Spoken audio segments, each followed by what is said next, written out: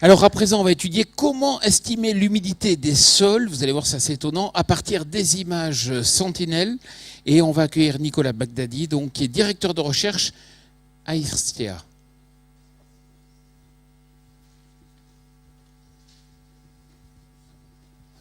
Merci.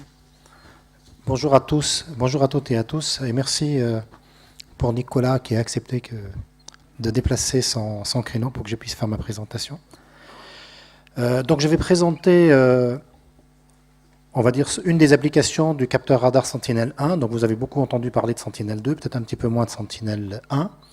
Donc Sentinel-1, c'est un des capteurs radar, toujours pareil. Comme Sentinel-2, il y a une constellation de deux capteurs, Sentinel-1A et Sentinel-1B. Donc là, c'est les résultats de à peu près 20 ans de recherche avec mes collègues du CESBio à Toulouse sur la cartographie de l'humidité des sols, la cartographie opérationnelle de l'humidité des sols à très haute résolution spatiale, donc très haute résolution spatiale au sens parcellaire ou subparcellaire, en faisant un couplage d'images radar et d'images optiques. Donc je vais expliquer pourquoi on fait ce couplage ou cette fusion entre l'imagerie optique et l'imagerie radar.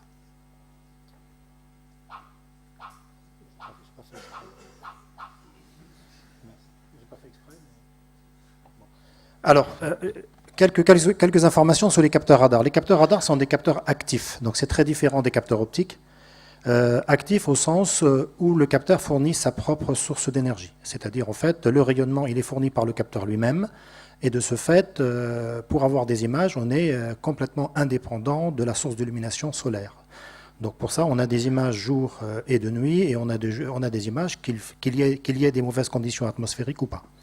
La deuxième caractéristique des capteurs radars, c'est qu'on est sur un rayonnement qui est transparent de l'atmosphère. C'est-à-dire, l'atmosphère est transparent, comme c'est marqué. Ça veut dire que le signal qui est émis et donc qui est reçu est peu perturbé ou pas perturbé par l'atmosphère. Il n'est pas perturbé par ce qu'il y a dans l'atmosphère.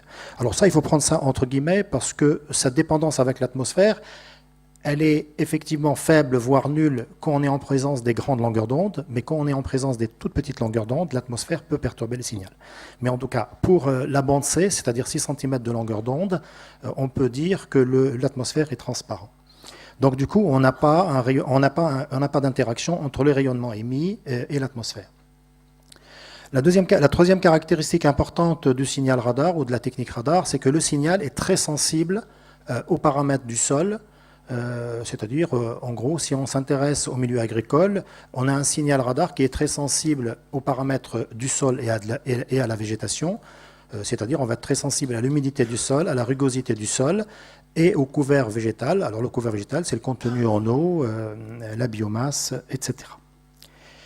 Alors, quelques historiques. Les premiers capteurs qui ont été lancés dans les années 90, les plus importants, c'est EURES-1 et EURES-2, avaient une résolution de 30 mètres et avaient une répétitivité de l'ordre d'une vingtaine de jours, c'est-à-dire en gros on avait une image tous les 20 jours.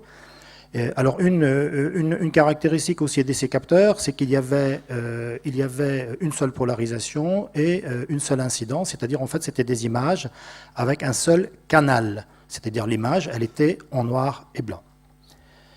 Et puis en plus, à cette époque-là, les images étaient payantes, comme vous le savez. Aujourd'hui, les capteurs sont de meilleure résolution. Donc avant de rentrer dans le détail de Sentinel-1, vous savez qu'entre EURES-1 et Sentinel-1, il y a eu pas mal de capteurs. Il y a eu ASAR, il y a eu RadarSat, et puis plus récemment, il y a eu TerraSAR et Cosmos SkyMed. Ce sont des capteurs avec des résolutions spatiales qui sont de l'ordre du mètre. Alors ces deux derniers capteurs sont des capteurs payants et qui sont opérés par l'agence spatiale italienne et par l'agence spatiale allemande. Alors arrivons à Sentinel-1. Donc Sentinel-1, comme je le disais, c'est le capteur radar de la constellation Copernicus. Il y a deux capteurs, un A et un B. Chacun permet une répétitivité de 12 jours et donc le couplage des deux permet d'avoir une image tous les 6 jours avec une résolution spatiale de 10 mètres. Alors ce qui est intéressant, c'est que les données sont gratuites, elles sont de très bonne qualité et puis ils sont adaptés à pas mal d'applications en agriculture et en hydrologie.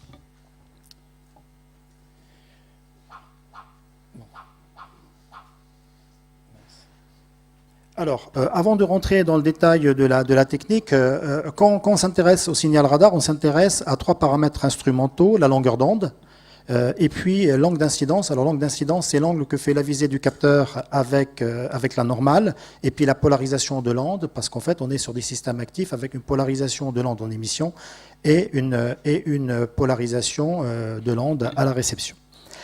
Alors, premier point qui est important, c'est que le signal radar, il dépend de l'humidité des sols, mais il dépend surtout de l'humidité des sols sur les premiers 5-10 cm de la surface. Donc en fait, on n'a pas une humidité des sols qui intègre une profondeur beaucoup plus importante que ça. Ça, c'est important pour ce qui va suivre.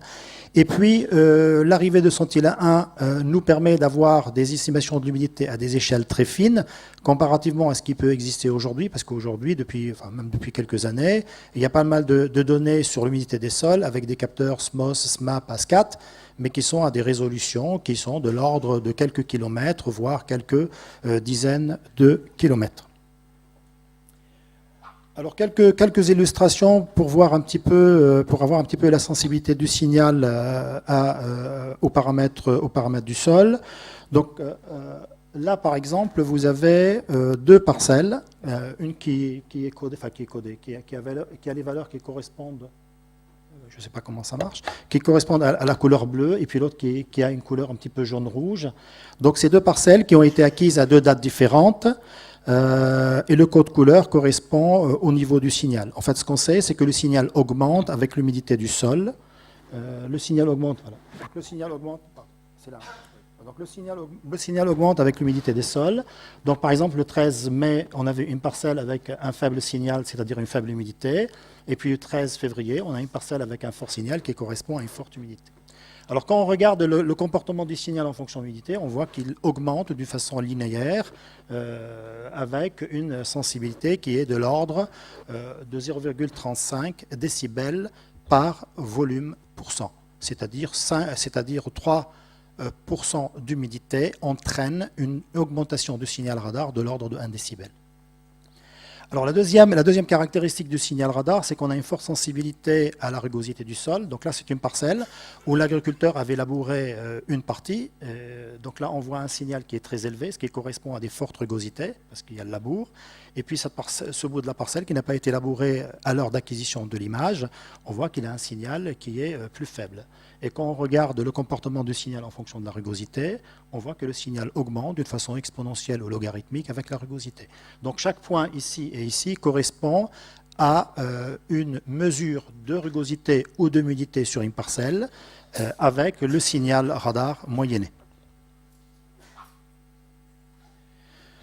Alors pour arriver à un schéma d'inversion du signal radar et donc d'estimation à l'humidité des sols, là, les résultats que je présentais, comme je le disais, c'est le résultat de 20 ans de recherche, puisqu'en fait, le processus est long.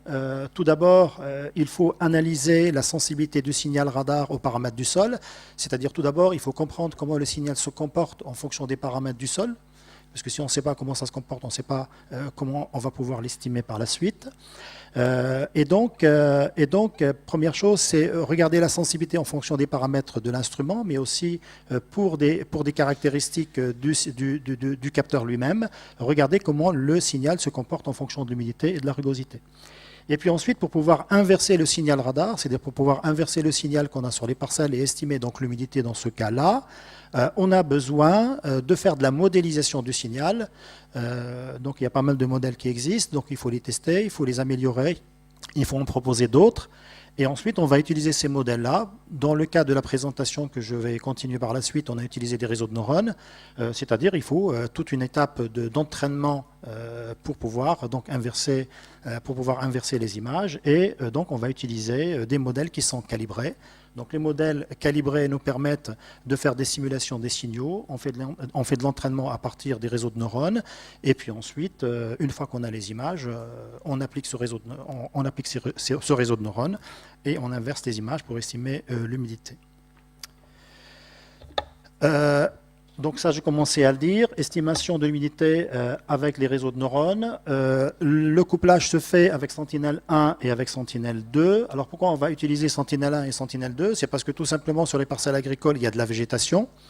Et donc on a besoin, pour inverser le signal du sol et estimer l'humidité du sol, on a besoin d'avoir une caractérisation de la végétation. Je m'explique un peu mieux. Le signal qu'on a sur une image, quand il y a de la végétation, c'est un mélange entre la contribution du sol, atténuée par la végétation, et une contribution de la végétation. Donc si on veut estimer l'humidité du sol, il faut qu'on arrive à quantifier l'atténuation du signal par la végétation, mais aussi quantifier la contribution de la végétation.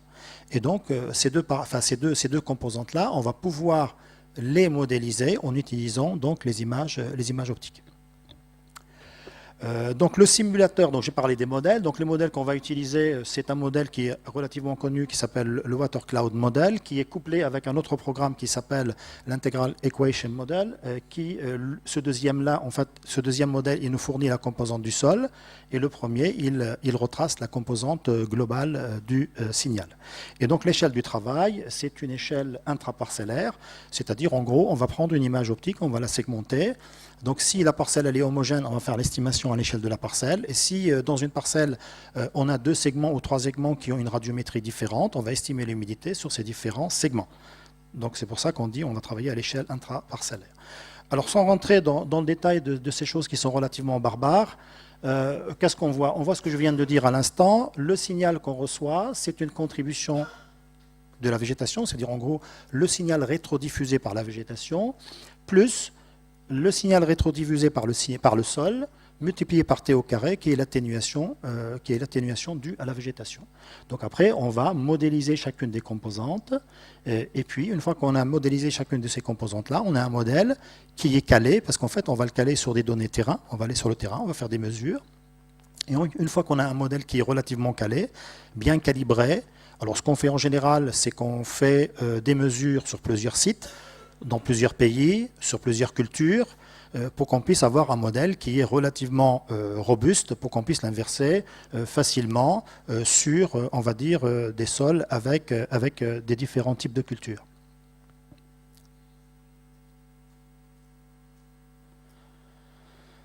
Alors on arrive aux cartes d'humidité. Donc là, depuis l'année dernière, on fournit des cartes d'humidité sur toute la région Occitanie tous les 6 jours. Donc si vous allez sur le site de TEA, donc le TEA c'est le pôle thématique surface continentale, vous voyez des cartes d'humidité sur toute la région Occitanie, une carte tous les 6 jours. Donc l'estimation d'humidité se fait en utilisant une carte d'occupation des sols qui est fournie dans le cadre du pôle TEA et qui est élaborée par les collègues du CESBio. Alors pourquoi on utilise cette carte d'occupation des sols? Parce que l'algorithme a été bâti pour inverser le signal là où il y a des cultures et là où il y a des prairies. Donc là par exemple c'est des cartes qui ont été élaborées sur des zones de culture. Donc là par exemple vous voyez qu'on est sur des humidités qui sont de l'ordre de 20%. Là il y a eu une pluie assez importante et on arrive à des humidités qui sont... non c'est l'inverse, donc ça séchait. Donc on a des humidités qui sont de l'ordre de 10%. Et puis là, il y a une augmentation autour de 25-30%.